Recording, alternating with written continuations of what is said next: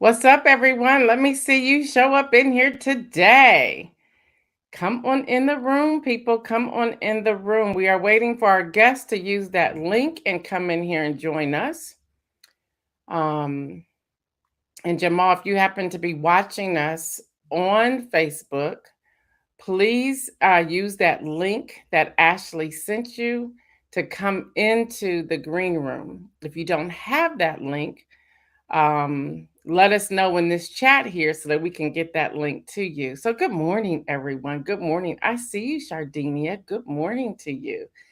Good morning, y'all. Good morning. Yeah, y'all, just hair changes, right? What's up, Tracy? What's up, Tracy? I've missed you. So glad to see you up in here with us this morning. Come on in the room, people. Come on in the room.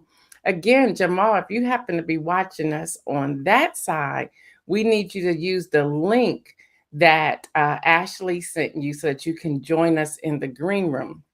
If you do not have that link, post that in the comment section so that we can get that to you. What's up, Lawrencine Howard? What's up? What's up, Davia? World traveler. Let's see. Facebook user. What's up? I'm assuming that is Mike Nicholson that is saying that. There's some of y'all that are coming in under Facebook user, which is so interesting to me. I see you, Dr. Antoinette. I see you, Shirley Nicholson. Listen, if you don't get this basket that you won, I'ma just use it all for myself. What's up, Deborah Sneed? What's up? What's up, Marion Jackson? What's up, Kenny Stanley? Y'all, we are waiting for our guest to join us from Power the Polls. His name is Jamal Watkins. So hopefully he has the link to be able to join us. Let's see. Dr. Internet says, good morning, gorgeous, in my Mary J. Blige voice. Listen, y'all all know by now that I'm having some hair thinning problems. So my hair is just like whatever.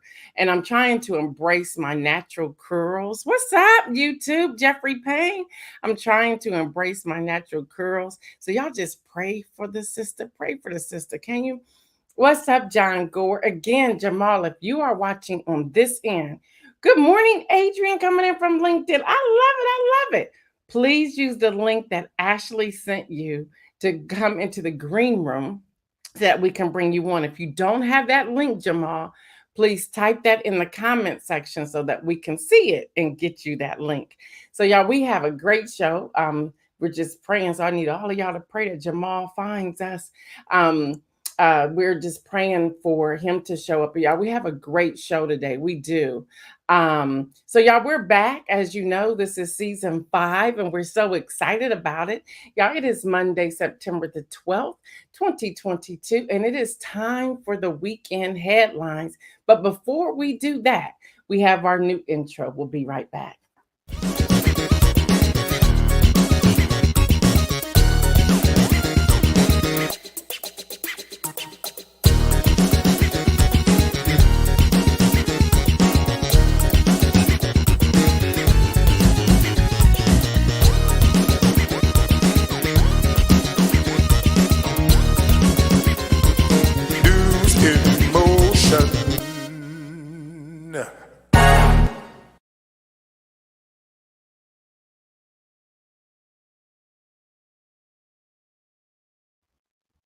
We're going to start off this morning with sports. Let's bring Kenny on in here so he can give us a quick update on what's happening. How you doing, Kenny? I'm good. Good morning.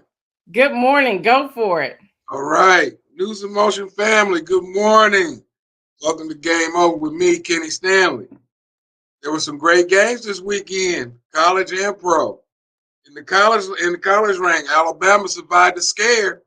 Texas almost took them out. Alabama survived 20-19. Georgia beat Samford 33-0.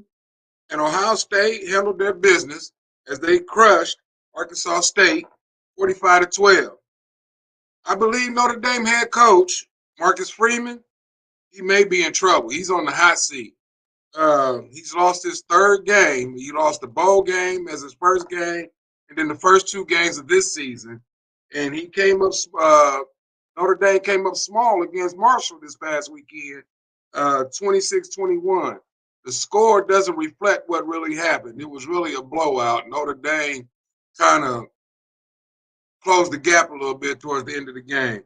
The other shocker on Saturday was Appalachian State as they beat Texas A&M 17, what was the score? 17 to 10. Appalachian State, people been sleeping on. I don't know why, but Appalachian State went into the big house almost 20 years ago and beat that team up north. So I don't know why people sleep on Appalachian State. They're a very good football team. In the NFL, they kicked off this weekend, and I don't think there was any surprises. Sorry, yes, it was. The two teams that played in the Super Bowl, they took L's this weekend. The Buffalo Bills ran over the Super Bowl champion LA Rams 31-10, and the Pittsburgh Steelers avoided kissing their little sister as they beat the Bengals in overtime 23-20. My Dallas Cowboys look horrible last night as they didn't even show up to play a game. They lost to Tampa Bay 19-3. Cleveland has found a kicker. His name is Cade. York. They beat the Carolina Panthers and their former quarterback yesterday, 26-14. And any Chicago Bears fans in the building? Y'all found a quarterback. Trust me.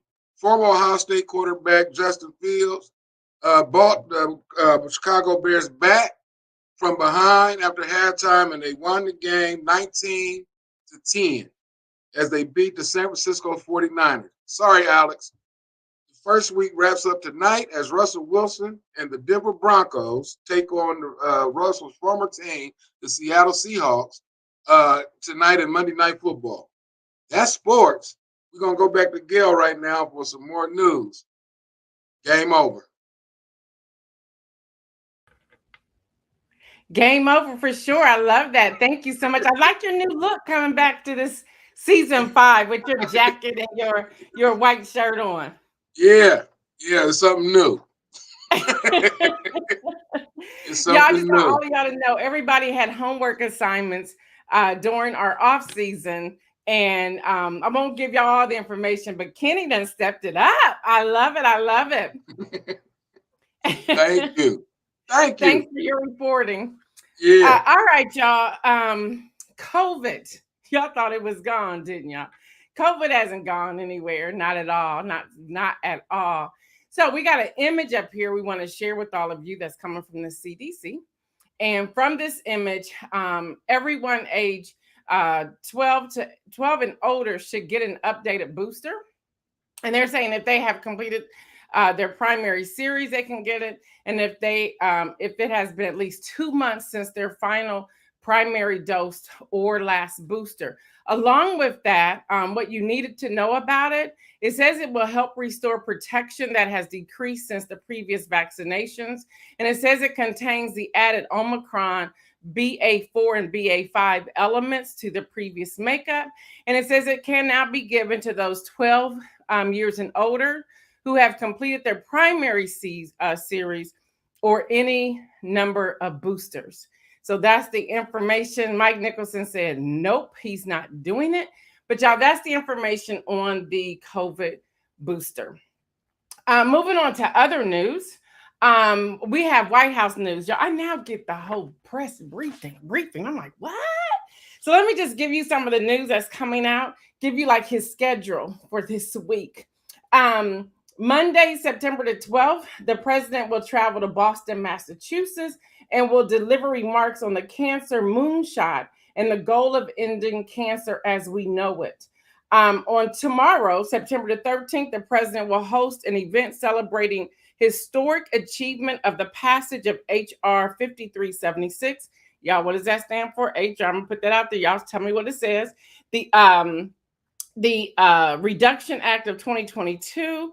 On Wednesday, September the 14th, the president will travel to Detroit, Michigan to visit Detroit Auto Show. On Thursday, September the 15th, the president will host and deliver a keynote speech at the United We Stand Summit. And then on Friday, September the 16th, the president will hold a meeting with South African president. They don't say who he is or who they are. And then on Saturday, September the 17th, the president and the first lady will then travel to the United Kingdom for the state funeral of Her Majesty Queen Elizabeth II. So, as we all know, on Thursday, the Queen passed away at the age of 96 of unspecified causes. She was the country's longest serving monarch. Um, Now, Prince Charles of Wales is now King Charles III. And the Associated Press out of London is saying King Charles III pledged Monday to follow his late mother's example of selfless duty as he addressed lawmakers from both the House of the Parliament in London before he was to fly to Edinburgh to be with the late Queen's coffin as it lies in rest, in the Scottish capital. Now, earlier, Queen Elizabeth II's grandson, Prince Harry, he's wonderful to me, held her as a guiding compass and praised her unwavering grace and dignity. Along with that, many of you may have noticed on, I guess it was Sunday, their time, that the Prince and Princess of Wales, that is now Catherine is the Princess of Wales and William is the Prince of Wales, and then the Duke and Duchess of Sussex were together, and it just brought, tears and joy and whatever. Now, y'all know I've had fun talking about the Queen over the past couple of years, and my last Queen voice I have now that she lies in rest, now that she has passed on at the age of 96, I will say this: the Queen is probably enjoying the fact that she's able to rest from her selfless duty. Queen, well done. Now, after I've said all of that, people were saying, how do you feel? I just enjoyed checking out the Queen, seeing what she's doing. I called a spade, and whatever else. But here's the bottom line. When you go to, and I see Mike Nicholson already has this up there about Black Twitter, she was a colonizer. Yeah, a lot of the things were taken from other countries that she used for her crown, her robe, Buckingham Palace, and so much more. Artifacts, art, just all types of things. So that is still the truth. So we want to still put that out there. But I think her reign, what she tried to do, how she tried to come around was absolutely outstanding. That's my opinion. Yes, I know, but I believe it was. So with that, to Queen Elizabeth II, I will say, other than being a colonizer, well done, Queen. Well done. So that's my take on that. Y'all, BBC is reporting that Ukraine reclaims territory. Y'all, Ukraine armed forces retook over 1,000 miles of territory in the northeastern Kharkiv region over the weekend. Yeah, they did that thing. It's the largest gain since fighting off advances into the country's capital in April.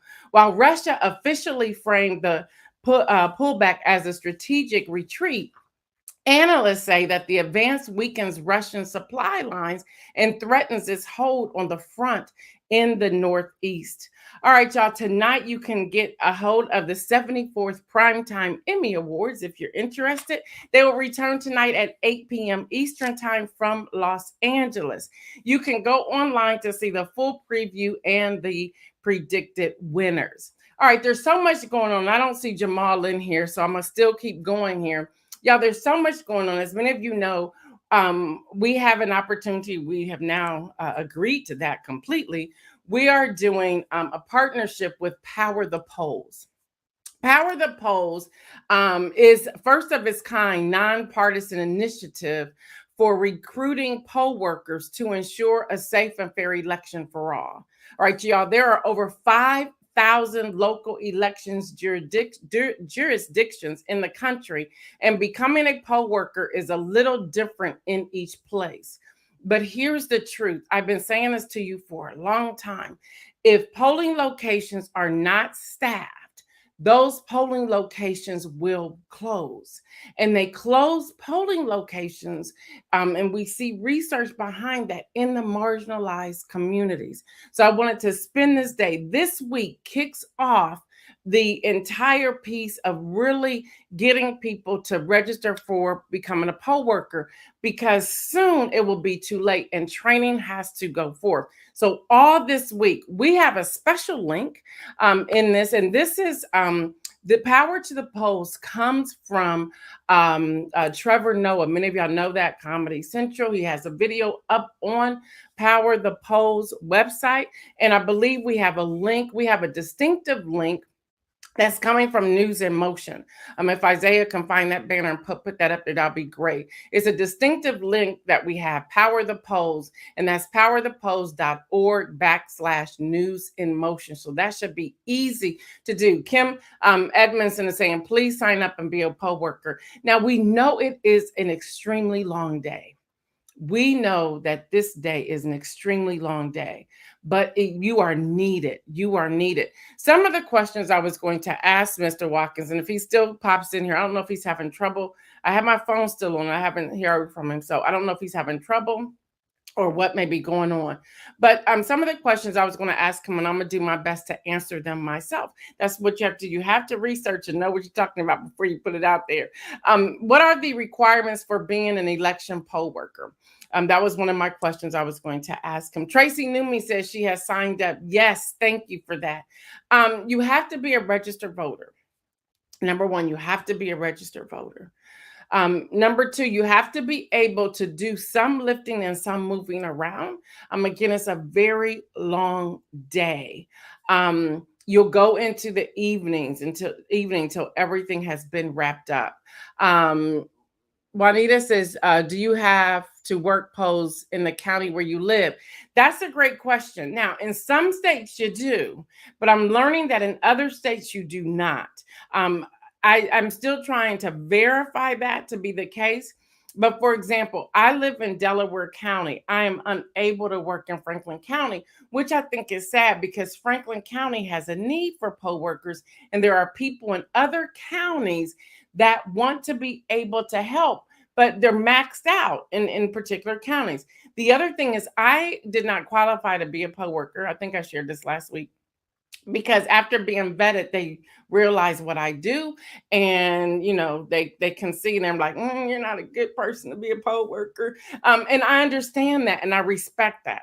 So you will get vetted. They see NewsInMotion, and I got disqualified for that, and that's okay. But there's other things I'm going to do that day. And I'm still trying to gather, what all I can do, but I'm going to go around to different polling locations. I can't cross a certain line, but there'll be other things that I can do. They're also needing poll watchers or poll monitors. So there's so much out there. So now's the time. This week is their campaign week to get as many poll workers as possible. I'm trying to see what so many people are saying. Would like to work in Franklin County. Juanita, go to that link. Powerthepolls.org/NewsInMotion and register. It takes just a few moments to register, and then they will contact you, and then you go from there. Now, another question I was going to ask Jamal was, what are the basic responsibilities? And in my research, the basic responsibilities, and Kim Edmondson, you can chime in the chat if you like. Basic responsibilities, includes being able to check signatures. You may be standing for long periods of time. And during that standing long periods of time, you may be walking people over to the actual voting booth. You'll be asking them, have they ever used the machine before? You will ask them, how can you help? You will ask them. In many cases, there will be people who come to the polls that will say they have a hearing impairment or speech impairment or visual impairment, whatever that may be. Then you will direct them accordingly based upon those impairments. Kim Edmondson says, yes, that's correct. Listen, girl, I'm studying these things. I don't think y'all understand. I pride myself, and I'm going to use that word. I pride myself on bringing you all the truth, pure facts. So I am always looking. I could have easily sat back and said, oh, Jamal got this. But look, for whatever reason, he's not here this morning.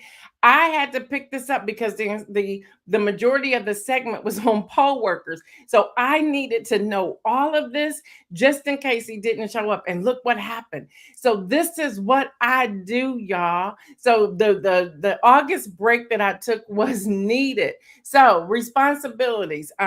You'll be on your feet for a long time. You'll be checking voter ID. You'll be checking register.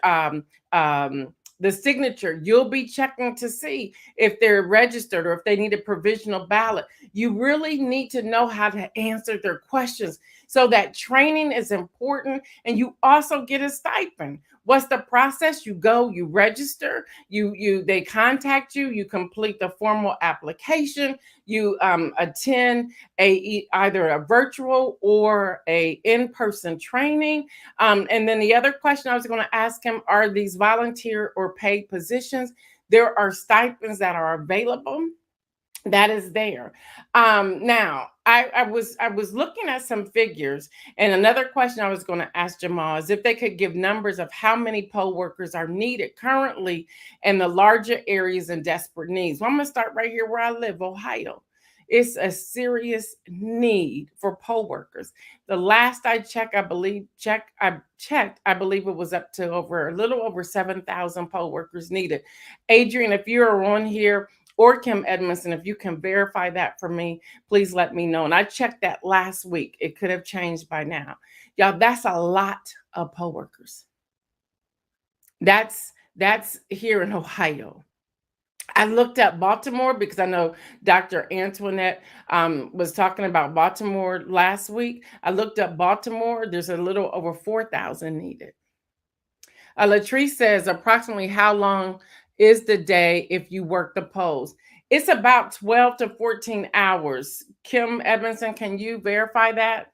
What I'm seeing is anywhere from 12 to 14 hours, and it could go longer depending upon how long the lines are. So let me also say this. I'm going to jump ahead to another question I was going to ask Jamal Watkins, and that is, will the lines decrease if you have more poll workers? And that answer is yes.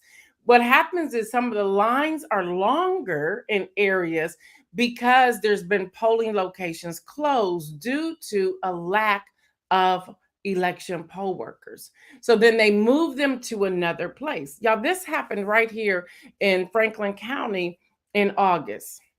Someone I know, Kim Edmonds says Eastern time, 5:30 a.m. until at least 8 p.m. So you have that as well. I know someone here in Franklin County who went to the polling location. There was a sign on the door that said, we have moved you 2 blocks over due to not having enough election poll workers. There were people where the bus had dropped them off, or their Uber or Lyft had dropped them off. Where would they go then? What do they do? So some of them did gather together and make sure that they got over to the other location and then brought them back to that location. So be available if you run into that situation come November the 8th. We also have early voting, y'all. I know early voting here in Ohio, we have already started receiving our mail-in ballots. Y'all know me, I'm going straight to the polls. I will vote early this year. But I'm going to the polling location. But be mindful of that. So the longer lines come from where polling locations have closed. Now, I'm going to keep saying it. The polling locations that close first are those in the poor and marginalized areas. Now, people may push back and say, you don't have proof of it. Yeah, I do, because I've been looking at it. I look at the area where the polling locations have closed. Y'all, there's a big difference. There's a discrepancy there. There's what I call suppression there, and we have to deal with it. Listen, if we care enough about our communities, we will show up and become poll workers if you can. Now, there could be things, again, where you're vetted and you're not able to. But for me, first, it was a disappointment. It's like, man, but okay, it's all right, because I'm bringing you this information here on News in Motion. And I understand that I cannot, this one lady said, she goes, I actually like you and trust you, but the rules are the rules. I said, I'm not even mad. I got the rules. I'm not mad. The other question I was going to ask him Um, I was going to ask him if he could give people a feel for the day in working with people who may be opposite from your preferred party line. Now, Power the Polls, I need to stress this. This is a nonpartisan organization. It is nonpartisan. Nonpartisan means it is not Democrat, it is not Republican, it is not independent, libertarian, Green Party. It's just getting people to register to become poll workers. So thank God for some unity there to register to become poll workers. And the feel for the day is being able to interact. You're leaving your politics aside. Once you go into that polling location, your politics they're non-existent, because your goal is to service those individual people that are coming into that polling location, putting a smile on your face, greeting them. That's that customer service. You're that representative, explaining things to them. One thing that I'm reading over and over again, seniors, elderly people are very apprehensive when it comes to using the iPads, especially if they're not around them. So being patient with people, letting them know, don't get frustrated, understanding how to look at the signatures, because my signature with that pencil on that iPad is not my signature on my bank account. And I just laugh, but they find little things to see that it is my signature. There's been times I've had to do it 3 or 4 times, like, okay, let me try again to make this come out. But they're patient. You have to be patient. And they do have information if you are diabetic or if you have any type of medical issues to be able to take breaks. There are breaks within that long day. There are breaks, but you may be on your feet. You may be walking. You may be sitting. You may be checking on people. If there's a problem with the actual voting booth, through that training, they're teaching you how to do that as well. So what's up, Cherie? So all of that, y'all. Now, the other thing Power the Polls talk about is providing accurate poll worker information. Again, Power the Polls relies on objective data about poll worker requirements and applications collected from over 5,000 jurisdictions, assembled by the Nonpartisan Fair Election Center. So understand that, y'all. Again, this is nonpartisan. Information is available, y'all, for poll worker compensation, the hours, the application links, and training and voter registration requirements. If Isaiah can put that link up again, y'all, they are tracking everyone through NewsInMotion on that link. Some of you were really cute. You went to the website last week, and some of y'all were emailing me saying, we don't see NewsInMotion in the partner. I said, y'all, they put them up every 7 days. So just hold on.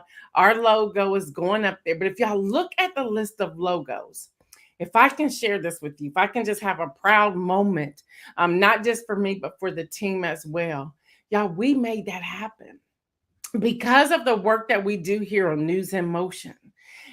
It was such a marriage, such a meeting of minds. That conversation was so amazing to me, where we were able to advance and become a part of that list of partners. Y'all see those partners on there? When y'all go to that link, I want y'all to go all the way down to see those partners. So it's exciting to know that NewsInMotion will have their logo up there as well. We pride ourselves on bringing you education. We're not your typical news, y'all. We're not your typical news. NewsInMotion is a grassroots media outlet that gives you relevant commentary with a call to action mixed with an inspirational message. That's what we pride ourselves on. We have dedicated from our return last Wednesday to November the 8th to bringing you content like this. Now, if Jamal says, can I come on tomorrow? I'm going to still let him come on tomorrow, because he could probably give you more information than I could, but I wanted to give you as much as possible. Now, I want to also share, and this is from their content. They're saying that they're in a need for a large scale poll worker recruitment this week. So there's a need for a large scale. We're talking the entire United States of America. It says poll worker shortages have already affected voters this year. They've already been able to see it in the primary election. Please don't ignore this, y'all. Please don't ignore this. Again, they're in need of a large-scale poll worker recruitment this week. Poll worker shortages have already affected voters this year as polling places in some states across the country have closed due to those shortages during the primary elections, which I've already shared with you. It says when polling places closes, it becomes more difficult for voters to access the ballot box. Now, by the time they know their polling location is closed, they cannot then go home and pick up their absentee ballot to take us somewhere. It's too late. It's too late. So, y'all, we have to come out in numbers. We have to take a commitment that we're going to do this. We're going to do this. Thank you, John Gore. John Gore said, Gail, great education and knowledge. Thank you. Good morning, Dr. Annette. Good morning. All these doctors rolling up in. I'm loving these new titles popping up. Y'all doing the education out there. I love it. So y'all, that's why Power the Polls is continuing its work to recruit a new generation of poll workers who can ensure safe and fair access to the ballot box in 2022 and in elections to come. Here, I will also put in a plug for Ready Publication. That's the magazine my daughter and I founded in October 2014. It will be coming out soon. It's to the designer now. It is packed with information. It is packed with information. We'll be putting that link out there soon so that you can get a copy of that particular publication. All right, y'all. Sorry that Jamal Watkins, for whatever reason, was not able to join us. Hopefully, I did cover a lot of that. Again, if he comes up and says, hey, something happened, I'll come out there. I will bring him on. Let me just tell you his bio just so that you know it and you can look him up on your own. Jamal R. Watkins currently serves as a Senior Vice President of Strategy and Advancement at the NAACP. Jamal previously led the association's effort to maximize the African American community's participation and representation in our democracy as the Vice President of Civic Engagement at the NAACP. Mr. Watkins previously served as the National Outreach Director for AFL-CIO. A native of California and a resident of Washington, D.C., Mr. Watkins earned his BA in philosophy with the minor in political science at Stanford University and completed graduate level work at the New York University for speech and interpersonal communication. He is also a proud member of the Alpha Phi Alpha Fraternity Incorporated, and his motto is onward and upward. Again, y'all, Power to the Polls is a first of its kind nonpartisan initiative for recruiting poll workers to ensure a safe and fair election for all. So that's the information, y'all, about becoming a poll worker. Let me go to our inspirational message today. And the inspirational message today is do something good. Do something good. If you get my free newsletter that comes out, it'll come out today.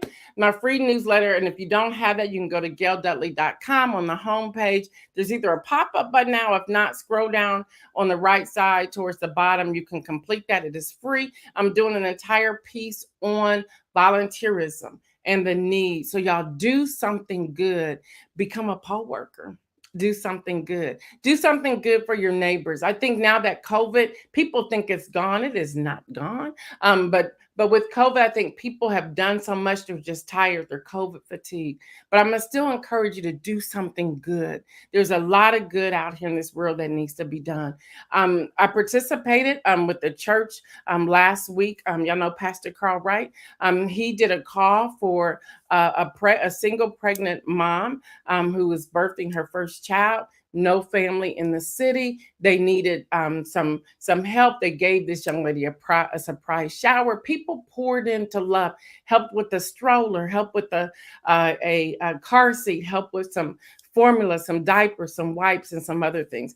When I do things like that, I do it under NewsInMotion, so it includes all of us, all the viewers who tune in. So that's doing something good. Doing something good is still checking on your neighbor, seeing if they need anything. Doing something good is still taking food to the food bank. Do not think for 1 second that food is not needed in food banks in your local community. Do something good.